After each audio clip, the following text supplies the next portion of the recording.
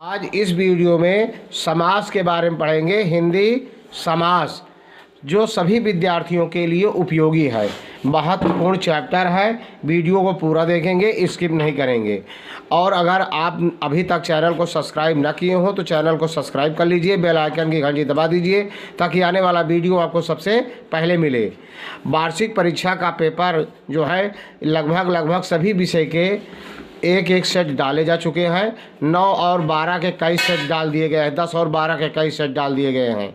अगर आपको 50 set paper चाहिए तो बस एडवाइस है आपको कि प्लेलिस्ट जाइए, प्लेलिस्ट खोलिए हमारे चैनल में और आपको सभी विषय के 50-50 पेपर मिलेंगे, संपूर्ण हल मिलेंगे। आपकी पूरी किताब तैयार हो जाएगी, कोई क्वेश्चन नहीं छूटेगा।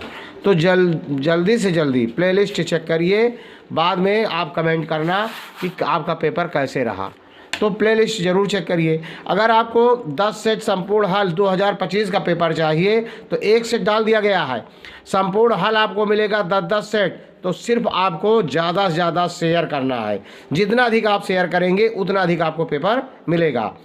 तो समास के बारे में है। पहले समास की परिभाषा विधिवत पढ़ेंगे, मनन करेंगे, चिंतन करेंगे, तब आपके समझ में आएगा। देखिए समास की परिभाषा, जब कई पदों का मिलकर एक हो जाना समास कहलाता है। कई पदों का मिलकर एक हो जाना समास कहलाता है। जैसे राज्य का मंत्री, किसका मंत्री? राज्य का मंत्री। इन दोनों शब्दों में मिलकर राज्य मंत्री शब्द बनता है। देख रहे हैं ना। इसी प्रकार समास हुए शब्दों में 2 खंड होते हैं, किंतु किसी एक का पहला खंड प्रधान होता है तो किसी का दूसरा। किसी में दोनों खंड प्रधान होते हैं तो किसी में एक भी खंड प्रधान नहीं होता। उदाहरण के लिए देखिए, राज्य मंत्री ने गौरी शंकर की पूजा की। ध्यान देना, इस वाक्य में पूजा करने वाले मंत्री हैं, राजा नहीं। क्योंकि किसी राज्य के मंत्री हैं इसलिए राज्य मंत्री कहा गया, राजा नहीं। तो राजा नहीं, इसलिए राज्य मंत्री शब्द में द्वितीय खंड प्रधान कहा जाएगा, प्रथम नहीं। इसी प्रकार गौरी शंकर में दोनों की पूजा की गई। गौरी शंकर में गौरी और शंकर दोनों में पूजा की गई, न कि अकेली गौरी की न अकेले शंकर की, दोनों की पूजा। इसलिए गौरी शंकर में दोनों खंड प्रधान कहे जाएंगे। इसी आधार पर समासों के निम्नलिखित भेद किए गए हैं। नंबर 1, समास 6 प्रकार के होते हैं। नंबर 1, तत्पुरुष समास। कौन समास? तत्पुरुष, जिसमें इसमें समस्त शब्द का दूसरा खंड प्रधान होता है और इसको तोड़ने में कर्ता और संबोधन को छोड़कर अन्य किसी कारक का चिन्ह नहीं आता। और इसको तोड़ने में कर्ता और संबोधन को छोड़कर अन्य किसी कारक का चिन्ह आता है। मतलब न कर्ता का आएगा और न संबोधन का आएगा, बल्कि अन्य कारक का चिन्ह आएगा। जैसे जीवन स्वामी, क्या है? जीवन स्वामी। तो जीवन के स्वामी, देखिए जीवन के स्वामी, काकी के खष्टी कारक का है, तो जीवन के स्वामी। लोकप्रिय, लोक में प्रिय। देख रहे हैं ना, इस तरह 7वीं में है में पेपर। तो इस तरह का तत्पुरुष समास का ये पहचान है। का दूसरा है कर्मधारय समास। इसमें एक शब्द विशेषण होता है तथा दूसरा संज्ञा होता है।